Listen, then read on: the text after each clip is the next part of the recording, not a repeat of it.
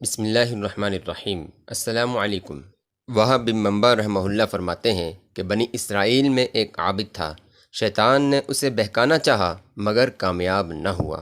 عابد ایک دن کہیں باہر گیا، شیطان بھی اس کی طاق میں اس کے ساتھ ہو لیا کہ شاید کوئی موقع ملے، چنانچہ شہوت اور غضب کے ذریعے اسے بہکانا چاہا مگر ناکام رہا۔ پھر ڈرانے کی صورت اختیار کی اور پتھر کی ایک چٹان اس کے سر کے قریب کر دی۔ عابد نے اللہ کا نام لیا اور وہ دور ہٹ گئی۔ پھر یہ شیر اور درندوں کی شکلوں میں ظاہر ہونے لگا، مگر عابد اللہ کے ذکر میں لگا رہا اور ادھر دھیان ہی نہ دیا۔ پھر اس نے سانپ کی شکل بنائی۔ عابد نماز پڑھتا تھا، یہ اس کے پاؤں سے لپٹنے لگا حتیٰ کہ جسم پر سے ہوتا ہوا سر تک پہنچ گیا۔ وہ سجدہ کا ارادہ کرتا، یہ اس کے چہرے پر لپٹ جاتا۔ وہ سجدے کے لیے سر جھکاتا، یہ لقمہ بنانے کے لیے منہ کھول دیتا، مگر وہ اسے ہٹا کر سجدہ کرنے میں کامیاب ہو گیا۔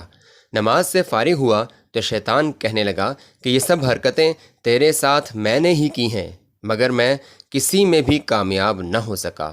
اب تو میرا ارادہ ہے کہ تیرے ساتھ دوستی لگا لوں اور آج کے بعد تجھے بہکانے کا خیال تک بھی دل میں نہ لاؤں۔ عابد نے کہا، ہرگز نہیں، اللہ کا شکر ہے کہ نہ تو پہلے تیرے ڈرانے سے مجھے کوئی خوف ہوا اور نہ ہی آج تیری دوستی کی مجھے حاجت ہے۔ شیطان کہنے لگا کہ اپنے اہل و عیال کا حال مجھ سے پوچھ کہ تیرے بعد ان پر کیا گزرے گی۔ عابد نے جواب دیا کہ میں تو اس وقت مر چکا ہوں گا، لہذا مجھے اس کی کوئی حاجت نہیں۔ شیطان کہنے لگا کہ پھر یہی پوچھ لے کہ میں بنی آدم کو کیسے گمراہ کرتا ہوں۔ عابد نے کہا، ہاں یہ بتا دے کہ انہیں گمراہ کرنے میں تو کامیاب کیسے ہوتا ہے؟ کہنے لگا، 3 چیزوں سے، بخل سے، غصہ سے اور مدہوشی سے۔ ایک انسان جب بخیل ہوتا ہے تو ہم اس کا مال اس کی نگاہوں میں قلیل اور کم دکھاتے ہیں، جس سے وہ حقوق واجبہ میں صرف کرنے سے رک جاتا ہے اور لوگوں کے مال میں رغبت کرنے لگتا ہے۔ اور جب کوئی آدمی غصہ کا مریض ہو تو اسے اپنی جماعت میں یوں گھماتے اور چکر دیتے ہیں جیسے بچے کھیل کے دوران گیند کو ادھر ادھر پھینکتے اور گھماتے ہیں۔